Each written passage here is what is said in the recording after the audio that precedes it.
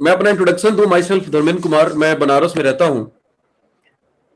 मैं बेसिकली बिहार से बिलोंग करता हूं, गया डिस्ट्रिक्ट का रहने वाला हूं। यहाँ पे जॉब करने के लिए आया था। यूनियन बैंक ऑफ इंडिया में मैंने 12 साल नौकरी की। निश्चित रूप से आज बैंक में मैं होता तो हमारे बैच के लड़के सीनियर मैनेजर हैं, कोई ब्रांच मैनेजर है, कोई चीफ मैनेजर है, कोई असिस्टेंट जनरल मैनेजर है, और निश्चित रूप से दोस्तों मैं होता। बट एक अच्छी खासी जॉब, एक अच्छी खासी लाइफ स्टाइल, एक अच्छा खासा कैरियर को छोड़ के मैं इस काम को क्यों कर रहा हूं? बहुत सारे लोग आरसीएम को बहुत हल्के में लेते हैं, लेकिन इस बिजनेस को मैंने हल्के में नहीं लिया। Right from very beginning, right from very first day,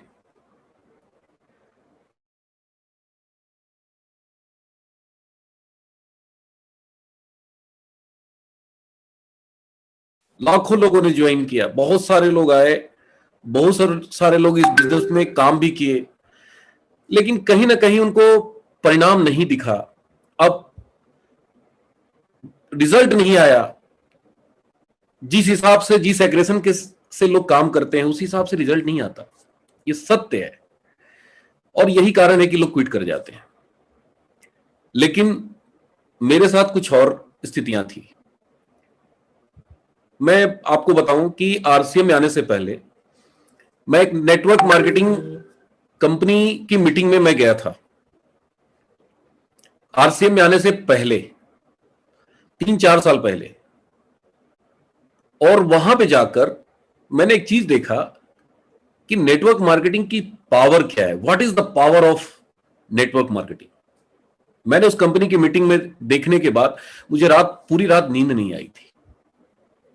क्यों नींद क्यों नहीं आई?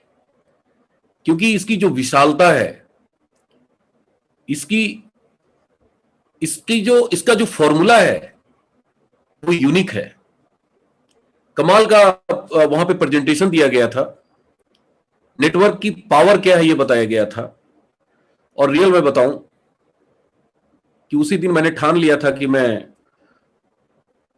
नेटवर्क मार्केटिंग ज्वाइन करूंगा और मैं काम करूंगा। लेकिन मैं उस कंपनी को ज्वाइन नहीं किया। क्यों? क्योंकि एक जगह पे जाके मैं फंस गया था, और वो था प्रोडक्ट की प्राइस। बहुत हाई प्राइस प्रोडक्ट थे, बहुत हाई रेट थे। वहां पे एक चीज बताया गया था मीटिंग में कि एक कार के शोरूम में आप जाते हैं कार खरीदने, कार का फीचर वहां पे जो बताता है लड़का, जो मार्केटिंग करता है, जो कार की खूबियां बताता है, वो खुद शाम में जब अपने शोरूम से घर जाता है तो वो साइकिल से जाता है, मोटरसाइकिल से जाता है, उसके पास वो कार नहीं होता।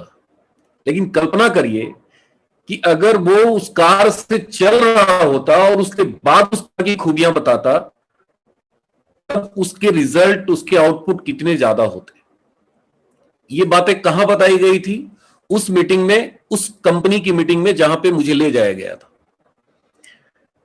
तो मैं वहीं पे फंस गया कि यार, जब मैं इस प्रोडक्ट को खुद यूज नहीं कर पाऊंगा तो मैं दूसरों को कैसे बताऊंगा?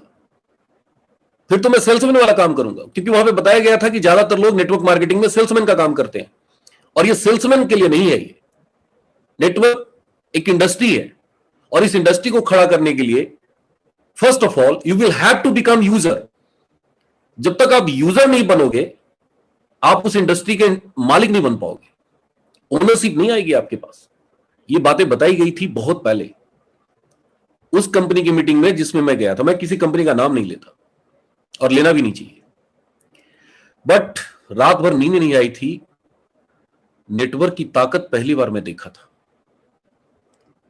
और मैं आपको रियल बता दूं, मैं रात भर, मुझे अफसोस आया था कि काश कोई ऐसी कंपनी आती इंडिया में, काश कोई ऐसा कॉन्सेप्ट आता कि जिसके प्रोडक्ट मार्केट के हिसाब से होते, मार्केट रेट के हिसाब से होते।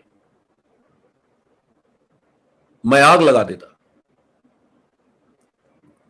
क्यों? क्योंकि मुझे नेटवर्क की ताकत उस दिन दिखा दिया गया था।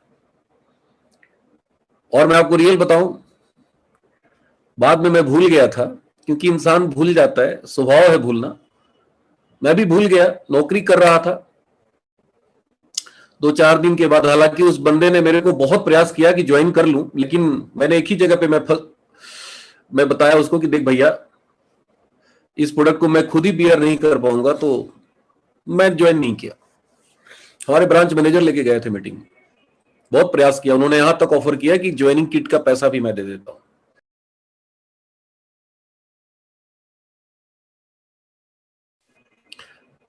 जुलाई 2005 में मेरा छोटा भाई आया मेरे पास, 8.5 रुपए की साबुन लेकर, जिसका नाम था पिंक पर्ल, आरसीएम में आया करता था।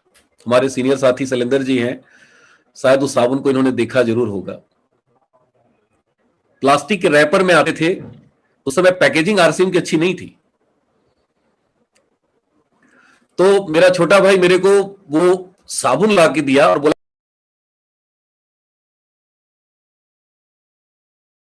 इसमें तो कोई रैपर नहीं है। उसने बोला कि अरे यार, रैपर लेके क्या करोगे, डायरेक्ट कंपनी से मैं लेके आ रहा हूं। उसने नाम नहीं बताया और बोला इसको लगाओ तो सही। मैंने उस साबुन को यूज किया। मैंने कहा यार, साबुन तो कमाल का है, कितने की आती है? बोला 8.5 रुपए की। मैंने कहा ये साबुन कौन सी है? बोला भैया, ये लक्स बनाने वाली कंपनी है, वही बनाती है।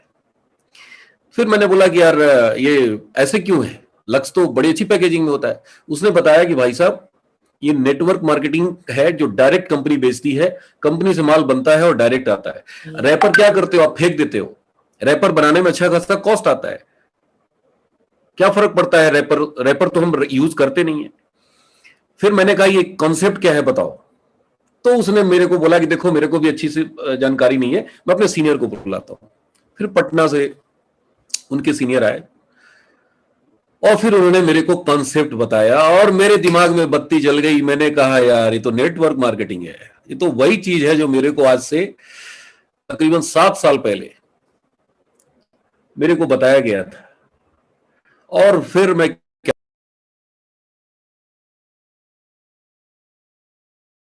मीटिंग में मेरे को जाने का मौका मिला, हमारे ग्रेट अपलाइन आदरणीय सुजीत कुमार सिंह जी की। सर की मीटिंग देखने के बाद मेरा जो एक्साइटमेंट लेवल था वो बिल्कुल पीक पे चला गया। दोस्तों, जुलाई 2005 से मैंने शुरू किया जॉब करते हुए। पार्ट टाइम में मेरी जो जनवरी मंथ, यानी जनवरी 2006 की जो इनकम थी, आज से 15 साल पहले की बात मैं बता रहा हूं, जनवरी 2006 की जो इनकम थी वो 22,000 की चेक थी मेरी। ध्यान से सुनिएगा, जुलाई 2005 में मैंने इस बिजनेस को ज्वाइन किया और जनवरी की जो मेरी चेक थी वो थी 22,000, पार्ट टाइम में, बैंक की नौकरी करते हुए। देखिए, मैं कोई तुर्रम खां नहीं हूं बॉस, मैं कोई तोप सिंह नहीं हूं। मैं क्या बताना चाहता हूं, व्हाट आई वांट टू से यू, जिस पैशन के साथ, जिस एनर्जी लेवल के साथ हम अपनी नौकरी को कर रहे थे, हम उसी पैशन के साथ, उसी एनर्जी के साथ हमने इस बिजनेस को भी किया।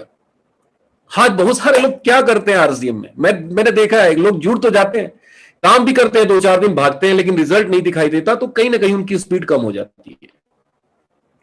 कहीं ना कहीं वो अपने ब्रेन को इधर उधर दौड़ाने लगते हैं। नहीं मेरे दोस्त, देखिए, मैंने इस बिजनेस में दाल रोटी के लिए इसको ज्वाइन नहीं किया था। मेरी अच्छी खासी नौकरी थी, मेरा फ्यूचर सिक्योर था। ऐसा नहीं था कि मैं सड़क पे घूम रहा था तो चल यार, कोई काम नहीं है, चल आरसीएम कर लेते हैं। जा क्या रहा है, मुझे याद है नवंबर 2000, मेरे को डेट याद है, 19 नवंबर 2005, राकेश शर्मा जी की मीटिंग थी। आदरणीय राकेश शर्मा सर, एक बार जोरदार तालियां बजा दीजिए सर के लिए। मेरे बहुत बड़े, मैं उनका फैन हूं और मैं क्या बताऊं, सर तो यूनिक है। उनका जो स्टाइल है, उनकी जो स्पीकिंग पावर है, जिस तरह का उनके अंदर रे निकलता है, जो किरण है उनके अंदर, जो एनर्जी है, सब टेरिफिक है। 19 नवंबर पटना में मीटिंग अटेंड करने के लिए गया था सर का, कृष्ण मेमोरियल हॉल में। और श्री कृष्ण मेमोरियल हॉल काफी बड़ा हॉल है पटना में, 2000 लोगों की वहां पे सीटिंग कैपेसिटी है। उस हॉल में मैं सबसे पीछे बैठा था, लेकिन जो सर का जो अंदाज था बात करने का, जो सर का जो तरीका था बताने का, जो प्रेजेंटेशन था, जो सर की बॉडी लैंग्वेज थी, मैं कभी भूलता ही नहीं। वो कहते हैं ना, इंग्लिश में प्रोवर्ब है, कोटेशन है, first impression is last impression.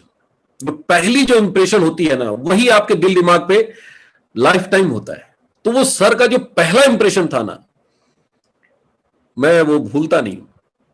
वो हमेशा मेरे दिल दिमाग पे वो छाया हुआ है। सर का वो बॉडी लैंग्वेज, सर की जो बातें थी, क्या क्या सर ने उस मीटिंग में कहा था, मेरे को आज तक याद है। मैं कभी भूलता ही नहीं हूं। सर ने बोला था कि आने वाले दिनों में एक लड़की, बेटी का बाप अपनी शादी करेगा अपनी लड़की की, उसके लिए जो लड़का ढूंढेगा वो आरसीएम का टेक्निकल अचीवर ढूंढेगा। सर ने 19 नवंबर 2005 में ये बातें बोली थी। उस मीटिंग को देखने के बाद पानी 100 डिग्री टेम्परेचर पे होता है, मेरी डिग्री भी 100 डिग्री पे पहुंच गया। और फिर तो मैं देखा नहीं, मैं चलता रहा, लगा रहा आदरणीय गुरुजनों के मार्ग निर्देशन में। हालांकि परीक्षाएं बहुत हुई, इतनी परीक्षा हुई कि मैं क्या बताऊं। मेरे को रॉयल्टी बनने में कोई दिक्कत नहीं हुई, मेरे को टेक्निकल बनने में दिक्कत नहीं हुई। 2 साल मैंने पार्ट टाइम किया और पार्ट टाइम मेरी 77,000 की चेक में पहुंच गया, मेरी सैलरी से 5 गुनी ज्यादा पार्ट टाइम में। लेकिन उसके बाद मेरी परीक्षा शुरू हुई और मैं क्या बताऊं, कितने एग्जाम्स दिए, आज भी एग्जाम्स दे रहे हैं। जब जब मेरी गाड़ी रफ्तार पकड़ती है, ऐसा लगता है ना कि भगवान मेरे को ब्रेक देता है।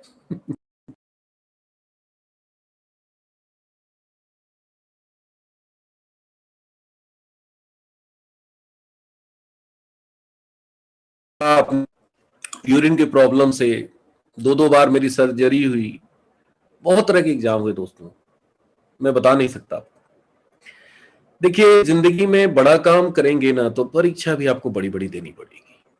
Always remember this very important point. बड़ा एग्जाम, कहते हैं ना कि आईएएस का एग्जाम पास करने के लिए जो आईएएस का जो एग्जाम होता है ना, उससे टफ एग्जाम इंडिया में है ही नहीं। पीटी, मेंस, इंटरव्यू, लेकिन जब रिजल्ट आते हैं ना, जो कलेक्टर बनते हैं ना, वो फिर लाइफ टाइम अचीवमेंट होता है। तो देखिए, आज कोई बहुत ज्यादा मैं प्रवचन देने आपके बीच में नहीं आया हूं, बस कुछ एक्सपीरियंस है जो मैं शेयर करना चाहता हूं। हम लोग बहुत छोटी छोटी समस्याओं से टूट जाते हैं, बिखर जाते हैं। लेकिन आज देखिए, अपने सीनियर्स को देखिए, उनकी हमें अचीवमेंट को देखते हैं, उनकी उपलब्धि को देखते हैं, उनकी लेवल को देखते हैं, उनकी इनकम को देखते हैं, लेकिन उन्होंने किया क्या वो नहीं देखते, जानने की भी कोशिश नहीं करते। बहुत सारे लोग, अक्सर लोगों को मैं कहता हुआ सुनता हूं, अरे ऊपर वाला बड़ा मजा मारता है, अरे ऊपर जो चला जाता है ना वही तो पैसा कमाता है, बाकी लोग तो ऐसे ही झंडू बाम की तरह घूमते हैं। तमाम इस तरह की बात करने वाले लोग हमें मिलते हैं, अपने नेटवर्क में भी है, अपने डाउनलाइन में भी है, क्रॉस लाइन में भी है, हमारे समाज में चारों तरफ भरे हुए हैं। लेकिन मेरे भाई, याद रखना मेरे दोस्त, कि जिंदगी में ना ये जो भी ऊपर गए हैं ना, ये सब अग्नि परीक्षा दिए हैं। राकेश शर्मा जी ने कितनी साइकिल चलाई है ना, ये अपनी कहानी बताते नहीं। सुजीत कुमार सिंह जी से मैंने कितनी बार रिक्वेस्ट की कि सर आप अपनी स्ट्रगल की स्टोरी बताइए। बोल में क्या बोलते हैं, कहते हैं अरे सब भाग जाएंगे। टिकेंगे ही नहीं। बड़े रिजल्ट है। सोचिए, सुरेंद्र बस जी घर से बाहर नहीं निकले हैं 1.5 साल से। निकलते हैं अपने पर्सनल काम से, निकलते हैं, उनकी यूएस की मीटिंग होती है, नहीं हो रही है भाई। राकेश शर्मा जी की मीटिंग नहीं हो रही है। इन लोगों ने इतने बड़े बड़े कारनामे कर दिए ना कि इनको निकलने की जरूरत भी नहीं है यार। हमारे जैसे लोगों को इन्होंने खड़ा किया है, अगर ये बार बार इन्हीं को मीटिंग लेना पड़े तो लानत है ना डी कुमार पे। मैं तो इसी बोलता हूं, लानत है ना अपने ऊपर। अरे यार, अगर 60 हो गए, 70 साल के, और हम ही को नौकरी करना पड़े, हम ही को दाल रोटी चलाने, घर चलाने के लिए काम करना पड़े, तो फिर बेटा पैदा क्यों किए यार? क्यों पाल पोस के बड़ा किए? तो आज 1.5 साल से नहीं निकले हैं, लेकिन अभी 6 करोड़ का सर ने बंगला खरीदा है, 5 करोड़ का घर खरीदा है, 75 लाख की गाड़ी खरीदी है, आप लोगों ने देखा होगा। कुछ लोगों को बड़ा चुभा भी होगा कि यार ये लोग घर से निकले नहीं। अरे यार, इन लोगों ने कीमत क्या चुकाई है ना मेरे भाई। एक एक दिन अगर सुनाएंगे ना तो आंख से आंसू निकल आएंगे, पानी निकल आएगा, सुन नहीं पाएंगे। इन लोगों ने किया है, क्या क्या किया है, कितने भूखे रहे हैं, कितने पसीने बहाए हैं। हम लोग ये सब सुनना नहीं चाहते, करना तो बहुत दूर की चीज है। सुजीत सर बोलते हैं कि यार मैं जब जब स्टोरी अपनी सुनाया हूं ना, वहां से लोग भाग गए, काम ही नहीं किया। छोड़ दिए, नहीं भैया दाल रोटी जिंदाबाद। देखिए, दाल रोटी के लिए इतना मेहनत करना पड़ता है, तो जो बड़ी बड़ी बातें करते हैं, बड़े बड़े सपने, बड़ी गाड़ी, बड़ा अचीवमेंट, हाँ बोलने में क्या लगता है यार। दाल रोटी के लिए संघर्ष करना पड़ता है, मेहनत करनी पड़ती है। तो इस चीजों को हासिल करने के लिए कितना स्ट्रगल करना पड़ता है, कितनी मेहनत करनी पड़ती है। तो first of all we have to learn, हमें यह सीखना है कि हम भाग रहे हैं किस चीज के लिए, हम दौड़ रहे हैं किस चीज के लिए, हमें यही नहीं पता। हमें से बहुत सारे लोग अपनी ऑब्जेक्टिव भूल जाते हैं, अपना मकसद भूल जाते हैं, अपना गोल भूल जाते हैं। हम दौड़ किस चीज के लिए रहे। एक बहुत अच्छी चीज बोलते हैं वत्स साहब कि इस दुनिया में जो चीज के लिए बना है उसी चीज में काम आएगा। हवाई जहाज हवा में उड़ने के लिए बना है तो सिर्फ हवा में काम आएगा। आप उसको जमीन पे दौड़ाने की कोशिश करेंगे, नहीं दौड़ेगा। एक ट्रेन पटरी पे चलने के लिए बना है, वो पटरी पे ही चलेगा। उसको सड़क पे दौड़ाएंगे ना और बैलगाड़ी से कंपटीशन कराएंगे तो कौन जीतेगा? बैलगाड़ी जीतेगा, बैलगाड़ी जीतेगा। ताकत तो बहुत है ट्रेन की इंजन में, लेकिन भैया वो ताकत कहां काम आएगा? वो पटरी पे काम आएगा। हवाई जहाज की इंजन में बहुत ताकत होती है, हवा में उड़ाता है इंसान को, लेकिन अब कोई बोले कि मैं सड़क, उससे नहीं संभव है। ठीक उसी तरीके से आरसीएम का जो निर्माण हुआ है, इसका जो उद्देश्य है वो हमें अमीर बनाने के लिए हुआ है, सपनों को पूरा करने के लिए हुआ है। लेकिन हम यहां आके दाल रोटी तलाशते हैं, 2, 4, 10, 20 हजार के लिए काम करते हैं। और यही कारण है कि हमें बहुत कठिन लगता है, ये बहुत मेहनत वाला काम लगता है। नहीं मेरे दोस्त, मेहनत वाला है काम। मैं ये नहीं बोलता हूं कि यहां पे मेहनत नहीं है, लेकिन मेहनत हम कर किस लिए रहे हैं। अभी मैं गया में था 18 तारीख को, हमारे घर पे वर्कर लोग काम कर रहे थे। मेरा 18 को प्रोग्राम भी था, तो मैं गांव पे चला गया। तो वहां पे 10-12 वर्कर लगे हुए थे। तो उन लोगों को मैं देख रहा था कि 42-43 डिग्री टेम्परेचर है आज के डेट में, और उस टेम्परेचर में सुबह से शाम तक